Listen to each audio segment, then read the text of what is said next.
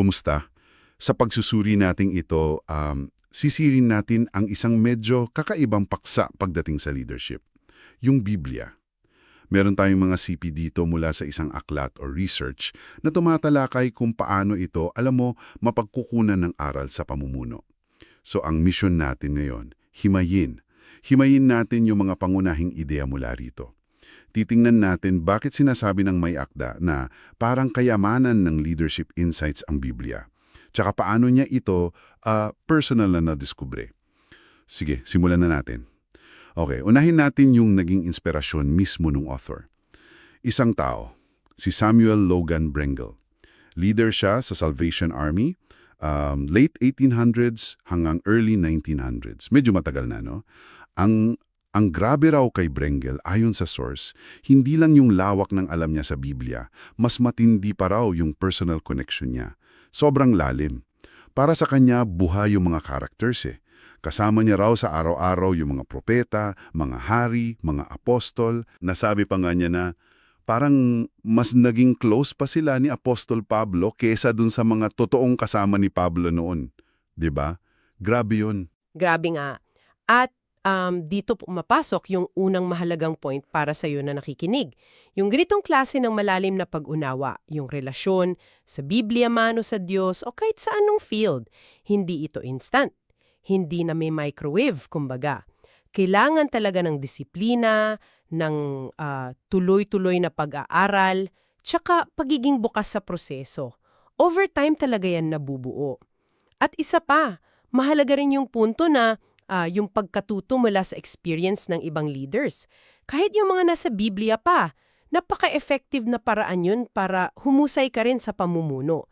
Sabi nga sa material natin, ang Biblia parang target-rich environment daw pagdating sa leadership data. Mukhang yun nga. Yun yung nag-trigger sa author. Dahil dito kay Brengle, nagsimula siya ng malaking personal project noong 2006. Ang ginawa niya, bibilangin daw niya lahat ng leader na nabanggit sa Biblia, mula Genesis hanggang Revelation. 2 taon. 2 taon niyang ginawa yun. Imagine mo yung effort, no? So anong nahanap niya? Ayon sa tala niya, meron siyang 1,100 at simulang pong walang isa na pinangalan ng leader. Karamihan daw sa Old Testament, mga 1,033, tapos 108 sa New Testament. At hindi lang yun, meron pa raw mahigit 13,000 na iba pa. Yung mga hindi pinangalanan. Grabe yung dami. Pero inamin naman niya na yung numero mismo, pwedeng subjective yun. Depende sa definition mo ng leader. Ang mas importante raw para sa kanya, at ito yung aral, ay yung mismong proseso. Yung paglubog niya sa mga kwento. Parang si Brengle, yung journey ng pag-aaral, hindi lang yung final count. Tama. Tapos, connected dyan, nilinaw din niya kung sino ba talaga yung maituturing na leader sa context ng Biblia. Hindi raw sapat yung may titulo ka lang o posisyon. Ang tunay na basehan daw, sabi niya, ay influence. Yung kakayahan mong maka-influensya. Kasi pwede kang may pwesto, pero kung wala kang, alam mo na, kakayahan o respeto, limitado lang yung influence mo. Baka mapilitan ka pang gumamit ng negative means. Ang totoong leadership, influence yan, hindi lang command. Malinaw. At hindi siya tumigil doon sa pagbibilang lang. Mga ilang taon pagkatapos, 2013 naman, may kasunod na project. Ito naman, ang hinanap niya, yung tinatawag niyang leadership conversations, yung mga pag-usap mismo sa Biblia na tungkol sa pamumulo. May guide questions siya para dito. Sa bawat interaction, tinatanong niya, sino yung leader? Sino yung followers? Ano yung sitwasyon? So, mas malalim na to, di ba? Hindi lang listahan. Gusto niyang maintindihan yung dynamics ng usapan. Oo. At para mas maging systematic yung pagpili niya, nag-set siya ng criteria. Halimbawa, dapat may malinaw na leader na involved. Tapos, dapat direct quote. Kailangan direktang sinipi yung sinabi ng isa sa kanila, hindi lang summary. Pangatlo, yung purpose ng conversation. Dapat more than personal relationship lang. May kinalaman sa paggabay sa grupo. At pwede raw kahit hindi face-to-face. Pwedeng sulat basta naitala yung message at may leadership intent. Okay, ito. Ito yung part na medyo nakakaintriga. Kasi inamin din nung author na may mga moments sa Biblia na ramdam mong may naganap na super important na leadership conversation pero hindi sinulat yung exact words. Ang galing ng example niya dito, yung sa 1 Samuel 30. Si David, nung bumalik sila sa Ziklag, nasunod yung lugar, tinanggay lahat, pati pamilya nila ng mga Amalekita, syempre galit na galit yung mga tauhan ni David, diba? Gusto na siyang batuhin. Imagine mo yun. Pero nagpalakas mo si David sa Diyos, nagtanong kung hahabulin ba nila. Sinabi ng Diyos, oo, habulin nyo, magtatagumpay kayo. Ang nakakagulat, yung next verse, bigla na lang sinabi, si David at ang 600 na tauhan niya umalis na. Teka, paano? Paano niya na-convince yung 600 na galit sa kanya na sumama sa delikadong misyon? Hindi natin alam yung speech niya. Pero sabi ng author, sigurado raw, isa yon sa mga pinaka-the best na locker room speech sa history. Yung pampalakas loob. Sayang lang talaga di na itala. Oo nga eh. Nakaka-curious, no? At dahil sa mga ganito, tsaka sa dami ng conversations na nahanap niya, dito ngayon pumapasok yung kahalagahan ng konteksto. Yan ang binigyang diin niya. Hindi lang daw yung immediate situation, may crisis ba, may away ba. Kailangan din daw tingnan yung mas malawak na picture, yung tinatawag niyang leadership era o panahon. Bakit importante yon? Kasi iba-iba raw yung expectations ng mga tao sa leaders nila depende sa panahon. Iba yung kultura, yung structure. So para mas madali nating maintindihan, hinati niya yung biblical history sa 4 na leadership eras. Una, yung patriarchal era, pamumuno sa pamilya o angkan, sina Abraham, Isaac, Jacob. Family-based leadership to. Pangalawa, national era. Ito yung pagbuo na ng bansa, mula kay Moses, mga hukom, hanggang sa mga hari ng Israel and Judah, pati mga propeta nandito. Mas formal na yung structures dito, government na, kumbaga.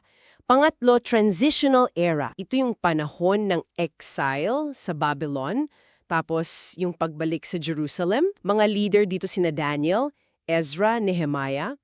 Ang challenge dito, namumuno sila under ng ibang power, di ba? Foreign rule. At pang-apat, spiritual era. Panahon ni Jesus, mga disipulo, tapos yung simula ng church. Dito yung influence mas galing na sa spiritual life, sa character, sa spiritual gifts, hindi na lang position o bloodline. Ang linaw nung pagkakahati. Very helpful yan. At gamit niyang framework na yan, nakabilang siya ng 1,090 na leadership conversations in total. At hinati niya pa, 94 sa patriarchal, 701 grabe ang dami sa national era. Makes sense naman kasi ang haba ng panahon na yon. Tapos 73 sa transitional at 222 sa spiritual era. Okay, next question. Mula sa mahigit 1,000 yon, paano niya pinili yung top 10? Yung pinakamahalaga? Mukhang may proseso din dito, hindi basta pumili lang. May 4 siyang ginamit na parang filter o panala. Mga tanong na tinanong niya sa bawat conversation. Una, gaano kalawak yung scope and impact? Malaki ba epekto nito sa marami o sa future? Pangalawa, yung counterfactual questions. Paano kung hindi nangyari to o kung iba ang resulta para makita yung significance? Pangatlo, yung law of emphasis sa text. Gaano ito binigyan diin? Mahaba ba yung kwanto? Naulit ba? At pangapat, gaano ito kakonekta sa overall story ng redemption sa Biblia? Mas central ba siya sa grand narrative? So, dumaan sa ganitong pagsusuri, mula dito nabuo niya yung listahan ng top 10 leadership conversations. At eto na yung mga mas pinagtuunan niya ng pansin sa aklat niya. Oo. Tapos, para naman sa analysis ng bawat isa sa top 10 na yon, at applicable din to sa kahit anong leadership situation, actually. Ginamit niya yung tinatawag na leadership triangle. Ang ganda ng concept. 3 corners, leader, followers, at sitwasyon. Laging magkakaugnayan, hindi pwedeng paghiwalayin. Tapos mula dyan, may 6 siyang set ng tanong para daw makamina ng ginto, yun yung term niya ng leadership insights. Yung ano yung 6? Una, tungkol sa leader. Sino siya? Background, character, skills, gifts, ano tingin niya sa role niya? pangalawa, yung followers. Sino sila? Ano needs nila, expectations, gaano sila kaloyal? Supportive ba sila? Kumusta samahan nila? Pangatlo, yung sitwasyon. Ano yung challenges, opportunities, crisis? Ano yung environment, yung culture? Pang-apat, yung influence process. Paano nag-try mag-influence yung leader? Anong methods? Na-align ba sa purpose? Panglima, yung lessons and outcomes. Ano yung mga prinsipyo, values, insights na lumabas? Success ba o failure? Bakit? At pang-anim, yung pinaka-importante siguro for us today, application. May prinsipyo ba dito na transferable? Na magagamit natin ngayon? Paano? Ang ganda nung framework, 'di ba? Sobrang comprehensive. Oo nga, napaka-practical. So, ano ngayon ang takeaway natin dito? Ano yung pinaka-goal ng author sa lahat ng ito? Sabi niya, hindi lang para i-share yung nalaman niya. Ang mas gusto niya, ma-encourage ka, tayong lahat, na tingnan din natin ang Biblia bilang isang seryosong source ng leadership wisdom, hindi lang pang Sunday school o devotion. Isabay daw natin sa mga modern leadership books and trainings. At dito niya inintroduce yung concept na leadership eyes. Parang special na salamin daw ito sa pagbabasa ng Biblia. Ibig sabihin, habang nagbabasa ka for theology o personal growth, na napaka-importante naman talaga, buksan mo rin yung mata mo para sa mga leadership lessons na madalas, andun lang pala, nalalampasan lang natin. Nagbigay siya ng dalawang magandang example para dito. Una, yung sikat na verse sa Hebrews 13.8. Jesus Christ is the same yesterday and today and forever. Familiar ka dyan, di ba? Pero tingnan daw natin yung context. Yung verse 7, yung nauna, tungkol saan yun? Tungkol sa pag-alala at pag-imitate sa mga naunang leaders ng faith na nag-share ng Word of God. So ang point daw ng verse 8 sa context na yun ay, dahil hindi nagbabago si Jesus, yung power na gumabay sa mga leaders noon, yun ding power na available para sa'yo, sa atin, ngayon. Hindi lang siya doctrine, kundi encouragement para sa mga leaders. Wow, no? Pangalawang example, yung sinabi ni Jesus na sinipi ni Paul sa Acts 20:35. It is more blessed to give than to receive. Madalas din nating marinig yan. Pero kailan to sinabi ni Paul? Sa mga elders, sa mga leader ng church sa Ephesus nung nagpapaalam siya. Pagkatapos niyang i-remind sila na nagtrabaho siya at hindi naging pabigat, sinabi niya to. Bakit? Bilang reminder na ang leadership, lalo na sa church, ay hindi tungkol sa pagkuha para sa sarili. Tungkol ito sa pagbibigay, sa paglilingkod, sa pag-aalaga sa iba. Isang malinaw na leadership principle yan, di ba? Servant leadership.